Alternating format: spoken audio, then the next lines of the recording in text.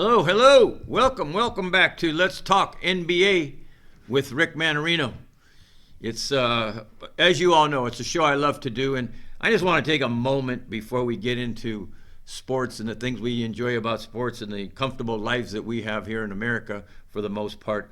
I just wanted to take a moment and give my respect, my utmost respect, and to be as transparent as I can about the fact that what's going on in the Ukraine. Those people there, unjustifiable what has happened there. Putin, we all got our different opinions of Putin and the Russian regime over there. Most of those Russian soldiers don't even want to fight, but I want to take a moment. And this is not a political show, and I do not want to get political, but I simply want to say the highest level of respect I have goes out to the people in the Ukraine. Those Ukrainian people are the bravest people I have ever seen in my life. Women, children, young boys, older people, successful businessmen, whatever they are there, they have bonded together to fight a giant. They're in for a tough fight. They will not give up. Their President Zelensky, what a real man. Most leaders of countries, most presidents of countries would have already taken off and be living comfortably someplace else and left his people to fight that fight. He's shoulder to shoulder with them, and I just want to take a moment from what we do every day in the sports that we enjoy, and just give my utmost respect to the Ukrainian people, and also the 80,000 people that have come across to Ukraine that are in other countries to fight with them. Think about that. 80,000 people have taken up arms to help protect their brothers in the Ukraine, and that is awesome. So again, much respect, great respect, particularly to the leadership of Zelensky and his leaders there, and the best of luck, and do whatever you can to keep your family safe and yourself safe. And that's an easy statement of sitting over here in comfortable America. Anyways, God bless. Godspeed, God bless, and I hope it turns out properly. It doesn't look like it's going to, but keep fighting. Anyways, let's get to the NBA. Finishing up week one back in the NBA. Actually, they started playing a week ago again, post All-Star. All-Star game was great game. A lot of fun. Again, I had talked about that in the skills contest and all that. That wasn't that much fun, but the game itself was great. Some observations 1 week into the final part of the season here, the last 20 games. I'm really surprised some of the things that are happening, and I've been a little bit taken back. And some of the things that are surprising me in the first week, and again, we got about a month to go. Team like Cleveland, for some reason, they've started to collapse. They were playing so well, and they're losing at home. They're losing a lot of games by a lot of points. Golden State, come out of the All-Star break, can't stop people. They're giving up tons of points, tons and tons of points. They're losing games. You got Brooklyn, who continues to play poorly, even when Kyrie's in there, and they haven't done it. It'll change when Durant is back, but Brooklyn is doing themselves no favor. There's about a 500 ball club there now. The Lakers are pitiful. 7 games under 500? They continue to lose. Post All-Star, they're 0-3. The Lakers can't find the answer. I watched them play because I've been a Laker fan all my life. And I look at that team play so hard. They're playing hard, give them credit. They complain a lot, which is not good. When things aren't going well, teams tend to complain more in the NBA, and the refs let them get away with it, much more so than other sports. But Lakers are just not finishing games, and they need Anthony Davis back, and I think they can make a run, and they need Russell Westbrook to pick it up, and some of these guys they're counting on. But when you're, the Lakers starting a kid, a second-round draft choice, Austin Reeves, he's a good ball player, but, he shouldn't be starting on a top NBA team. And he plays okay, but defensively he is so inept that these guys are taking advantage of him. I saw that the other night against Dallas. So the Lakers are in really, really dire straits here, and they're only 2 games from being out of the playoffs. So Anthony Davis is going to be 2-3 weeks before he plays again. The season continues to tick. The Lakers got some tough games ahead. They play the Clippers tonight. Clippers will beat them 7 straight. Clippers never beat the Lakers 2 straight. I mean, the Lakers always dominated the Clippers. That was the little brother in L.A., but Clippers are out playing the Lakers right now. You talk about a team. The Clippers are 2 games over 500. 2 games over 500. And that doesn't seem like a lot. That does not seem like a lot. But if you watch the Clippers, you understand that it is a lot. Their 2 top players are out. 2 superstars. 2 superstars. And Leonard and Paul George. They continue to be out. I don't know if Paul George is coming back. We know Leonard's not coming back. But they continue to play well, led by guys like, Morris Sr., led by guys like Reggie Jackson, who is having a big year. Kennard is playing really great shooting that jumper. Batum is playing great. The Clippers, their centers, Zubats is playing so well. The Clippers play hard every single night. They're going to come out and give you a game every single night. And for some reason, they can't beat the top teams. Well, we know what that reason is.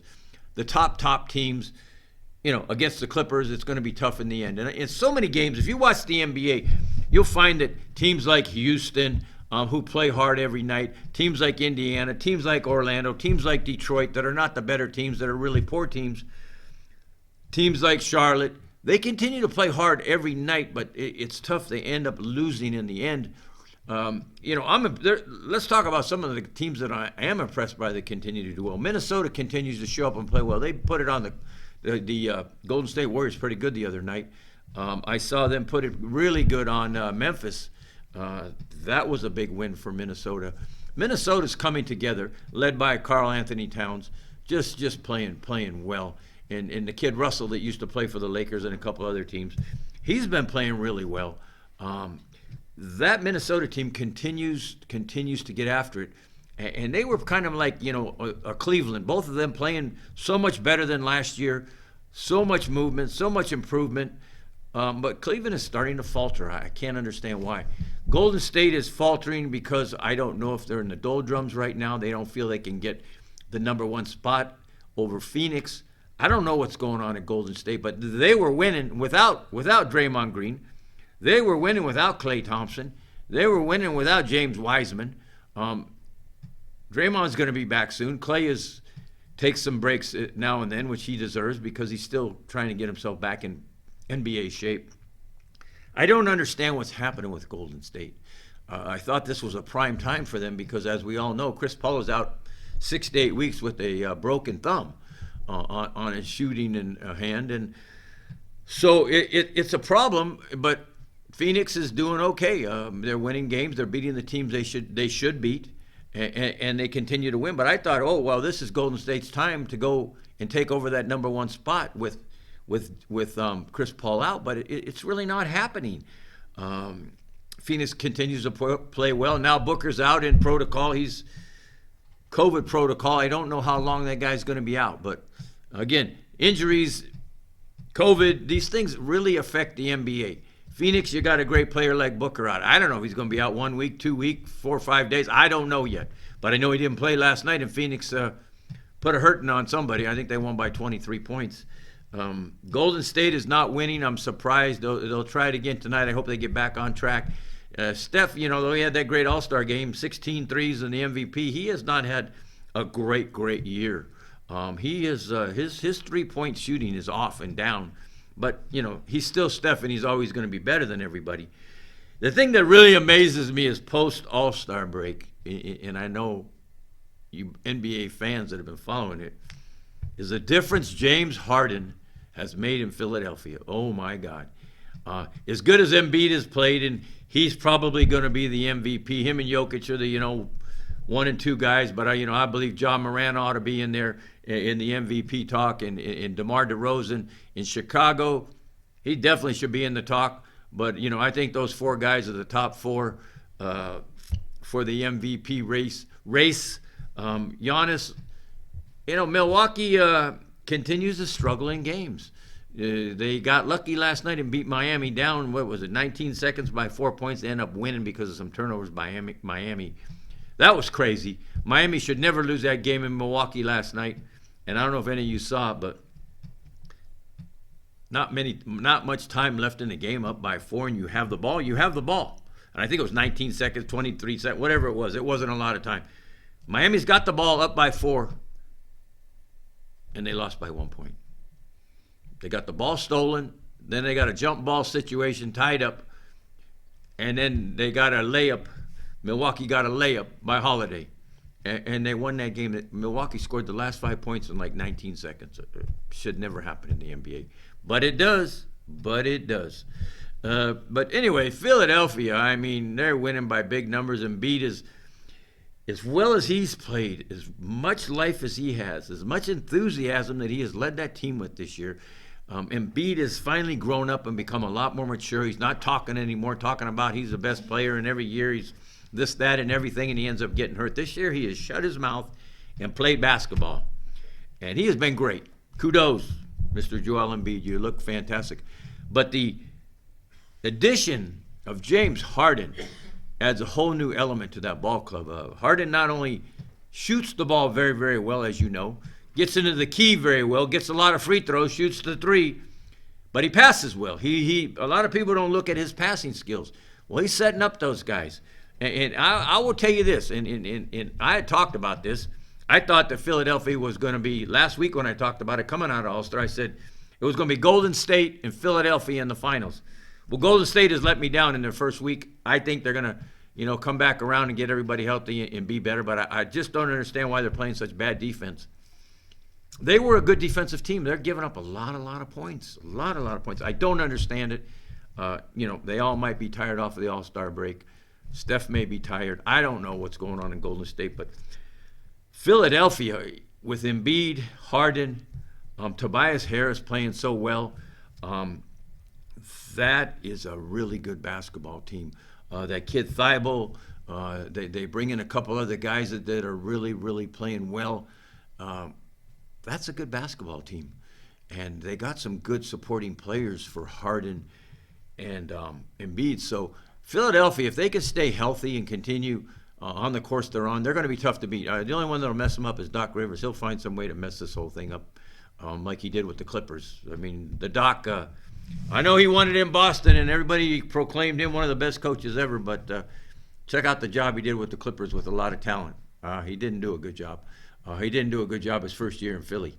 But we'll see what happens. I hope that, Doc Rivers doesn't get in the way and screw it up, to be honest with you. But I like watching Philly. They're good. Boston's playing great ball, but again, injuries. We don't know how long Brown is going to be out. And the combination of, Tatum and Brown, and again, those subs that play well over there, it's Marcus Smart. That's a good team, Boston. They started playing great ball, but now you got an injury to Brown. How's that going to affect them? How's that going to affect that team? You got in Atlanta, who I think is going to start playing a lot better basketball. Atlanta is looking good. They got a great leader there. Trae Young is, wow, what a good ball player. That guy can really do it all. Again, he gets to the hoop, he shoots the 3, he passes the ball, really keeps that team going. That's a nice little team there in Atlanta. Another team that just can't get it together is the Knicks. The Knicks, I don't understand it. That is a team filled with some decent talent. They got a couple of good players, Barrett and Julius Randle, R.J. Barrett and Julius Randle as leaders. They've got Fournier, who's a big outside shooter. I don't know what's going on with the Knicks. They were so resilient and had such a great year last year and had a great second half of the season. Good coach, Tom Thibodeau. I don't know if he's lost that locker room, but I watched the Knicks game after game, like last night, trying to be in that game against Philly and end up losing by, 22 points. Don't understand the Knicks. That's a team I don't understand that had the talent last year. Again, teams I don't understand. The Lakers got to find it somewhere within themselves to get going again. And I'm sorry, I just never have thought Frank Vogel is a good coach. I always think the teams with the really good coaches do really well. A team like Toronto and Nick Nurse, guys that are good coaches. The new coach in Boston, he was an assistant in San Antonio for a long time. You look at teams like San Antonio, they're not very good. They got a great ball player in Murray. They're a good young ball player. If you haven't seen him play, that kid is good. But they play hard, they play for Popovich. They play hard. Miami, they continue to stay in it. They're the number one seed right now in the East. You got a really good coach in Spoelstra. I really look in the NBA. I think coaching is so important in the NBA. You got to get those guys on the same page. You got to play defense. You got to limit the turnovers. Turnovers are so big in the NBA. Just like it is in the NFL. There's not as many turnovers in a game in the NFL, but when you're getting 14, 15, 16 turnovers a game in the NBA, you're not going to win many games. You can't be having that kind of turnover margin. I see teams 20-something turnovers. How many games are you going to win doing that? But, we talk about the West. Again, the West is Phoenix is very, very strong on top. They got a great coaching staff. Again, Monty Williams, great coach. That's a good ball club. They got a lot of good players. That kid, Mikal Bridges, I heard an interesting stat about him last night. He is one of 6 players, Mikal Bridges. He is one of 6 players in the NBA that have played every game this year. Think about this, how many teams there are and how many players there are in the NBA. You talk about not playing hurt, taking time off, restricting minutes, not trying to win every game because there's 82. Literally, teams put themselves in a position where they're never going to win every game with the lineups they have. Mikal Bridges, Phoenix, Villanova, great ball player, played for a great coach there. What is he, third-year man now? The kid gets better every year. Watch him play. He's the heart and soul of Phoenix. I love that guy. The big stars are the big stars, but that kid, he and Ayton, those are good ball players. But he's one of 6 players in the NBA that have played every game. And, I heard the other names, but I don't recall them, and I'm not going to try to remember them. But think about that statistic. 6 players this season have played every game in the NBA. That's criminal. I can tell you, back in the day, they was playing every game. You think Kobe Bryant was taking days off? God rest his soul. You think Kobe was taking days off? Get out. You think Shaq was taking days off? Shaquille O'Neal? Get out of here. You think Michael Jordan was taking days off? He's legendary for playing ill and playing well when he's sick. So the NBA is a little tougher to watch nowadays. These guys don't really have the grit and that grind it out. I'm going to play every night no matter how I feel. You think a guy that was such a great journeyman player, Kurt Rambis, who played for the Lakers, who overcame any talent he didn't have to be a great player, do you think he was taking nights off? 6 guys in the NBA. Think about that. And that's why it's hard to bet on the NBA now, because all of a sudden you don't know who's playing. You can bet on a game and say, well, Memphis should beat who would we say? Memphis should beat Orlando really easy tonight. They're not playing tonight, but I'm just giving you an example. Oh, I'm sorry. John Morant isn't playing. Bane is not playing. Well, you're going to lose. Those are your 2 best players. So, that's the NBA. Watch the injury report before you make bets. Betting NBA is fun. I was just talking to our great producer, John Stiles, earlier before the show, and I was telling him that what I love about the NBA is that you can play 4 or 5 games every night, and you don't have to bet a lot of money. It's just fun to have a bet on them. I bet 2-3 games every night, but I don't have a lot of money on them. It's not going to break my bank if I lose. As I was telling John a couple weeks ago, I was bragging about that I had won 17 out of 19 NBA bets. Well, I think about in the last 10 games, I'm about 7 wrong and 3 right. So I'm on the backside of the ledger the last 10 games, 3 wins and 7 losses. So it's cyclical. It's ever moving. You don't know. But, I look at a couple games last night. I think I hit 1 out of 3. And I'm looking at Cleveland at home against the Charlotte team who had lost 11 out of 13 games. Charlotte couldn't get it right. The night before, they had gotten beat really bad. Charlotte goes into Cleveland. Cleveland favored by 6.5 or 3 or whatever it was. I figure I got a solid bet there, man. I'm betting Cleveland. That's a good ball club. Charlotte beats them by 20 points. Cleveland was favored at home. So be careful how you're betting, what you're betting. Teams, in certain games I won't bet. Like Lakers-Clippers tonight. Clippers, yes, have beaten the Lakers 7 straight games. Clippers are favored by 2.5 tonight. There's something telling me the Lakers are going to keep turn this around. I keep hoping and hoping and hoping and hoping that they're going to find the answer, that Russell Westbrook is going to come back to the player he was previously. Every time he passes the ball, he throws it away now. I don't get it. Carmelo Anthony, iffy. He'll hit some threes and he'll miss a bunch more. The most improved player on that team has been Malik Monk. There was a kid that was a high draft choice that really wasn't making it in the NBA. The Lakers signed him to a one-year contract, $1.8 million. Not a lot of money in the NBA. That's not much money. I know it's a lot of money to us. In the NBA, that's not a lot of money to play basketball for. He gets a one-year, $1.8 million contract.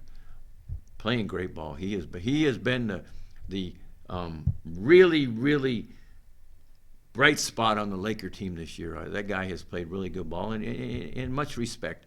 But, I hope the Lakers get it together and make the playoffs and they get Anthony Davis healthy and maybe they can make a run. I don't know. I just think they're too prone to injury. Again, I'll go back to the fact that what Philadelphia has done to ramp up is something special. That team is playing so well together. A player hasn't made that kind of impact that quick like Harden has ever in the NBA in their first 3 games. And he's played well. He lost some weight over the time he was off, sitting on the bench in Brooklyn with the supposed bad hamstring. He don't look like he got a bad hamstring in Philadelphia. His hamstring, his body looks good, but he lost some weight. And again, Harden's playing great ball. He's a fun player to watch. Philadelphia just looks very unbeatable. I'm telling you, that looks like a really, really tough team if they can stay healthy. Milwaukee's got it in them. They got the players. They've been there. They know how to get there again. Toronto playing good basketball. Milwaukee again. They're going to be there.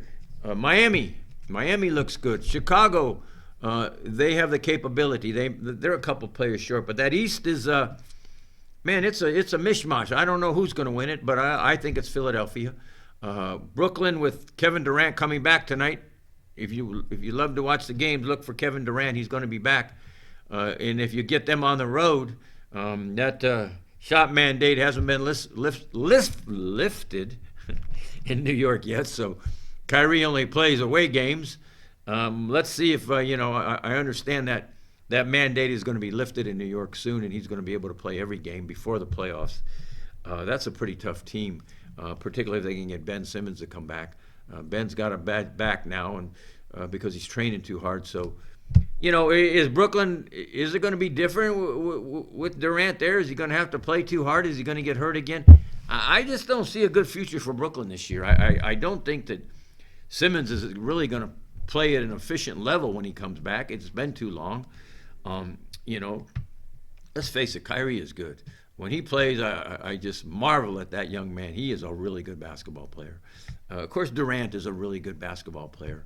What's going to happen in Brooklyn? I don't know. I just don't see good things for them this year. I don't think they're going to make a big playoff run. I think teams like Milwaukee and Philadelphia and Miami and Toronto can beat them. Even with Durant, I believe those 4 teams can beat them, and possibly Chicago. So Atlanta, they're not going to get there. They don't have the players.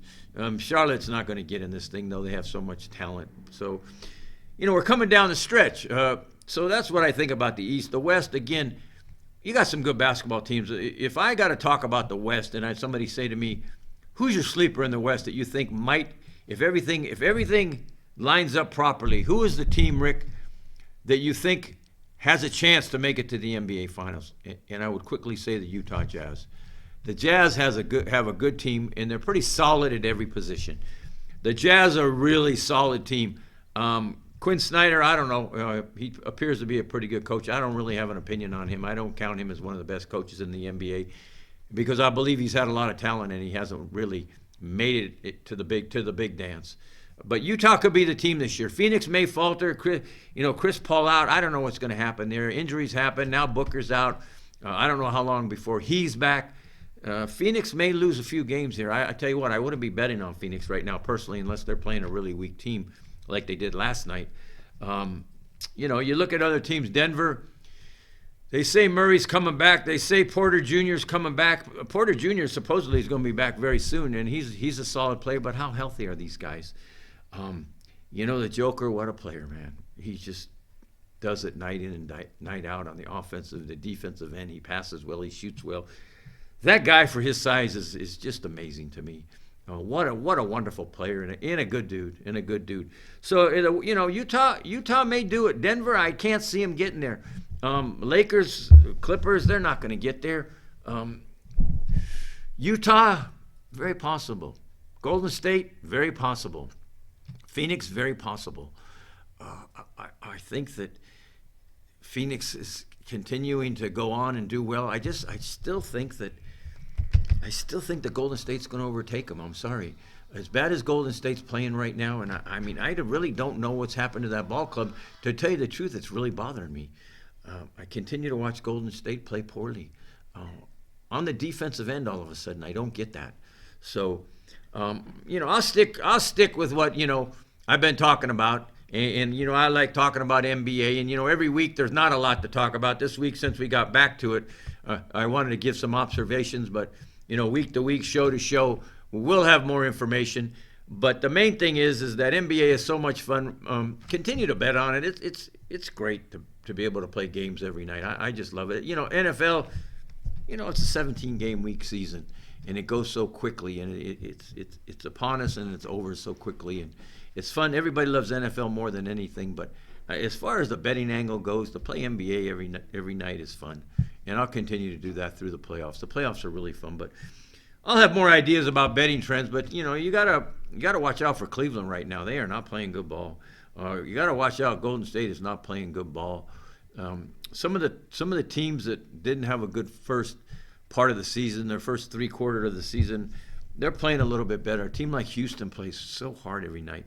Orlando plays hard. Detroit plays hard. San Antonio plays hard. Indiana plays hard. But they just don't win in the end. Those are teams that are just doormats. Not a lot of wins. Sacramento, oh my goodness. What has happened in Sacramento? You keep thinking every year you would think they're in a situation where they're going to eventually start winning. Sacramento, year after year after year, is horrible. A doormat. I can't believe what happens there. Look at Portland. Portland has tanked. Dame Lillard is out. I don't know if he's going to be back this year. They say he's getting better. McCollum has left, and that's been tough on them with him not there. I just don't know what's going to happen in Portland. That team, I don't know. I think the next one to leave is going to be Lillard, and they're going to blow that whole place up and start over in Portland. But man, what a terrible year they are having. It's been tough. It's been tough. They were always a perennial, hard-working team that would make a playoff run and had some real good players there. But Portland has been disappointing, and again, injuries have played a big part.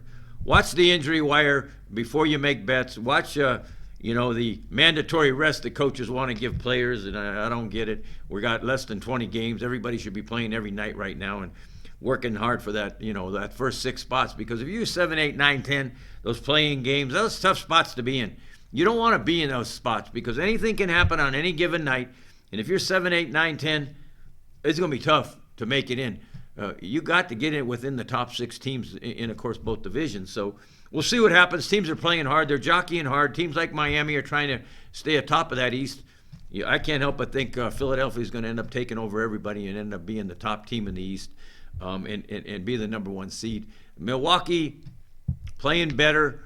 They're trying to come up, but, they're close to 500 ball club. Chicago's played well. I don't think they have enough.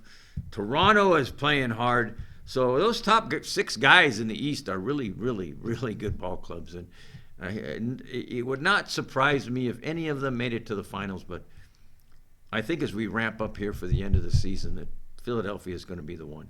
And again, I still have a lot of faith in Phoenix to go on and do well and a lot of faith in Golden State.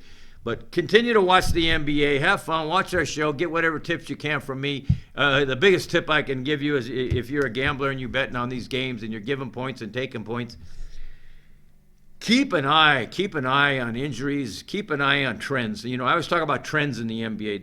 Teams trend up and teams trend down in the NBA. I've seen so many times teams go on runs, win 8, 9, 10 games in a row. Like a Boston did. They won a bunch of games in a row. Like a Phoenix did, won a bunch of games in a row. Golden State won a bunch of games in a row. Toronto won a bunch of games in a row. But also watch for the teams that start losing 6, 7 games in a row. It becomes a little tough. Brooklyn is that team right now. We'll see what happens with Durant tonight. I hope they can get on the winning ways and they can figure out this thing with Kyrie and we can get going. But thanks for watching. Thanks for tuning in. Thanks for being a fan of this show. Please continue to like the show, share it with your friends. Watch us here at WWDBTV. Look for us at Roku TV. Look for us at YouTube. You can put Rick Manarino up at YouTube and you can see any of my shows. You don't need to go anywhere but there. YouTube will give you everything you want, and there's probably 200 sports shows that I have there, and watch whatever one you want. I guess the most famous one is the one with Pete Rose, and people like to talk about that and still lament about the way Pete was such a great guest here, but that was a lot of fun. But again, I always love NBA. I love it all. We haven't talked about many other sports lately, but we'll get back to that. I'm really still looking for a strong co-host. My good buddy Jack has gone on to other ventures and doing really well for himself, so he's not with me anymore. But I want to get back to Let's Talk Sports. Let's talk NBA right now, and I want to talk about a lot of the other sports, like some big UFC events this weekend. NASCAR is big this weekend. NCAA playoffs, league playoffs is going on. But right now, this show is NBA. We'll talk about that. Maybe next week we'll talk about what's going to happen in the NCAA tournament. Wide open, baby. College basketball this year, wide open. I couldn't tell you who's going to win. Thanks for watching. Like us. Share us. Let people know. And I'm still looking for a co-host. Haven't decided yet. A lot of people have contacted me, and we're talking to various groups of people, and I'm looking for that right person to do my shows with me. Maybe it's you. God bless. Thanks for watching. Have a great week. Enjoy your weekend. Enjoy your children. God bless. Stay safe and pray for the people in the Ukraine, please. Thank you for watching.